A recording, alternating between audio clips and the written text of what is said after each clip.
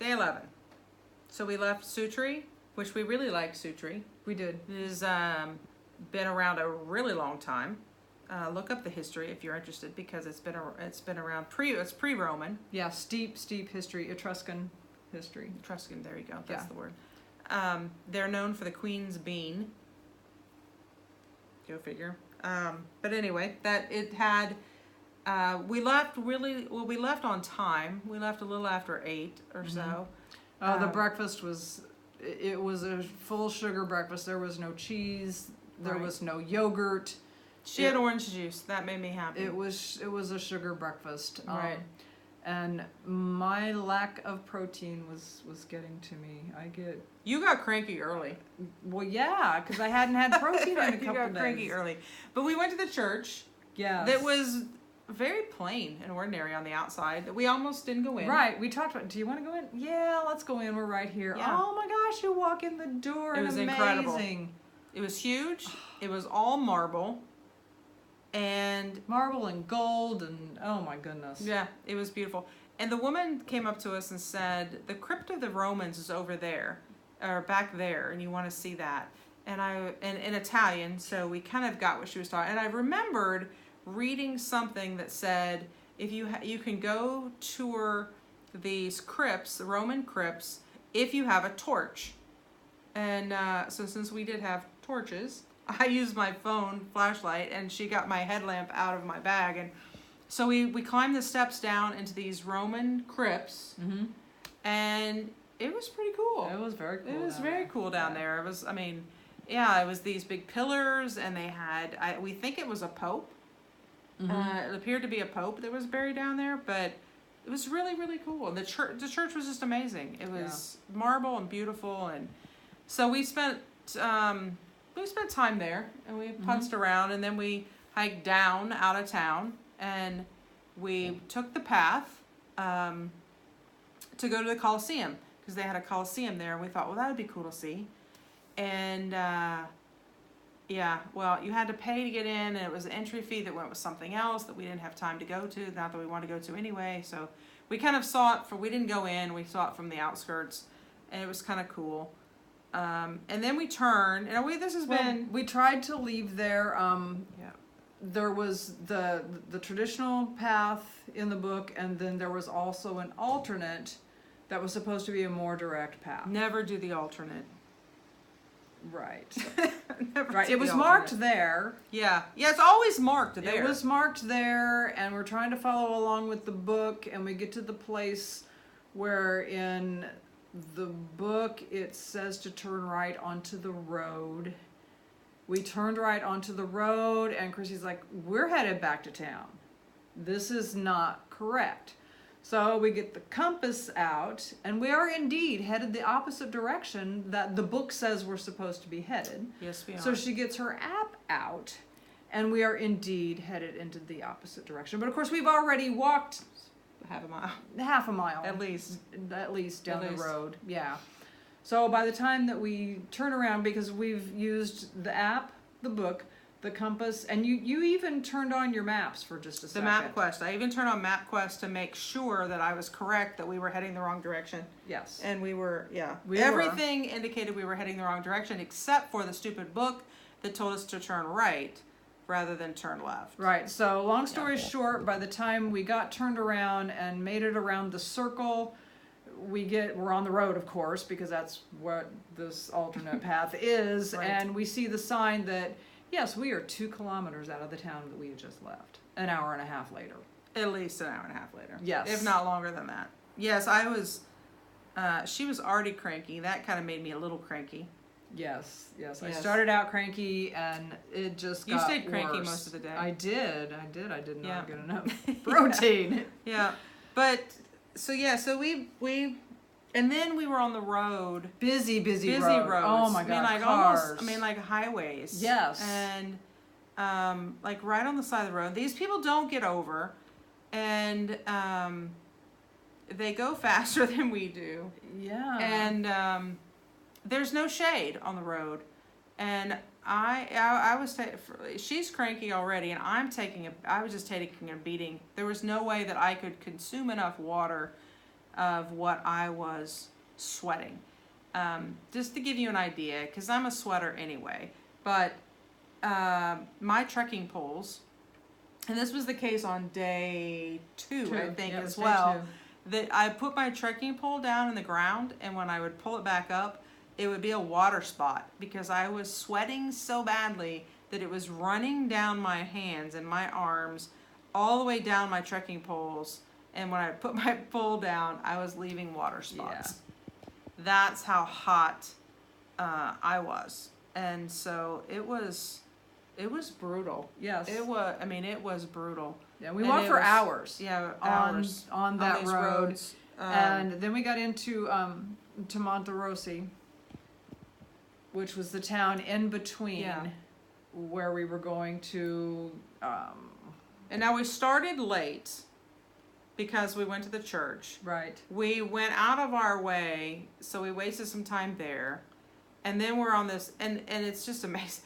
We move faster up and down the mountains. Yeah, than we do on these roads. Yeah. It just lulls me to sleep. I just go slower and slower and slower, and the hotter it gets, I just go slower. So it was getting late in the day, and we it was thought 2:00. Yeah, so we thought we were going to stay here because we still had a long way. Yeah, a long way to go. Yeah, and Compagnano de Roma was still it's 10 miles away. Yeah, at least 10 miles. It was at least 10 miles. It was more than 10 miles away. Yeah. So we had. And it's 2:00. So we pull in this restaurant because we're walking past, and Kristie goes, oh, "I smell pizza." That's right. I smell pizza. I don't know where it's at. So but I smell pizza. She was right. There was a restaurant. There was a pizzeria just a couple blocks. So we beelined it to the pizzeria. Got in there. Of course, they weren't serving pizza then because it was lunchtime. Yeah. Yeah. So we had really great salad. Just greens, but oh my gosh, fresh greens. Fresh bread. Fresh baked bread. Fresh baked homemade bread. Did we get pasta? Yeah, we got pasta. We got pasta, some type of pasta. But it was actually done. It was a spaghetti, and it was actually done. And so the food was good. Yes, it's funny. We got there at 2:00. We were discussing, are we going to stay in this town? We really don't want to stop this early, but we cannot make it to Compagnano de Roma. Yeah, there was no way. By the end of the day. There was no way we were going to make it that far. So after we killed about an hour and a half in this restaurant, we asked the waitress, was it possible to get a taxi to Monte Gelato? It's a waterfall. Which is a waterfall that I wanted, for 3 days I wanted to swim in. Yes. So we wanted to go to this waterfall. It was in the middle. It was on our way to Compagnano de Roma. And once we got to the waterfall, it was another 6 kilometers. Oh, it was further than that. It might have been 6 miles. It was 6 miles. It was like 6 miles. It was 6 miles. And we knew that we could make that. Right. So she got us a taxi who drove us to the waterfall and charged us what? €50, which is like $70. Yeah. Yeah, I wasn't very happy, but at that point I was like, I'll pay it. Yeah. Because we would have ended in the dark. We went about 10 miles. He took us about 10 miles for $70. For $70. Yeah, screw the Americans. There you go. Yeah. And then gave us his card because he wanted us to call him. Did we ever need his services again? That's right.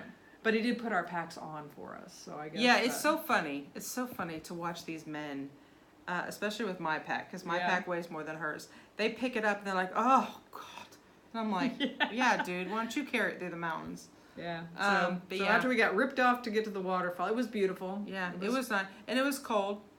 Yeah. The water was cold. Yeah. It was... I couldn't see the bottom. I didn't have my brace on, so I thought that not be wise to actually walk in water where I can't see the bottom without my brace on. Right. So I got out, and then we walked forever. Yes, to Compagnano de Roma, and then when we get to where you can see the town.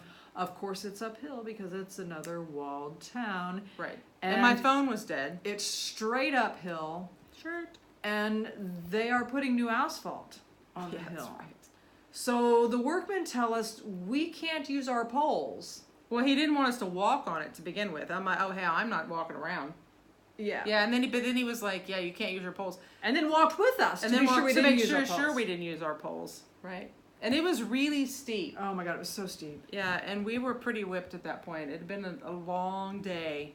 A And very again, long day. And it was getting dark. It was starting to get dark. We get to the top, and of course we have no idea where there's a place to stay. We ask a couple people. And of course, we're in this, okay, this is a walled city on the top of a mountain. There's one way to go, and none of this matches up to the book. Of course. Of course not. And so we know we're in the old part of town, and we knew that there were only about 4 places to stay, but we had no idea where they were.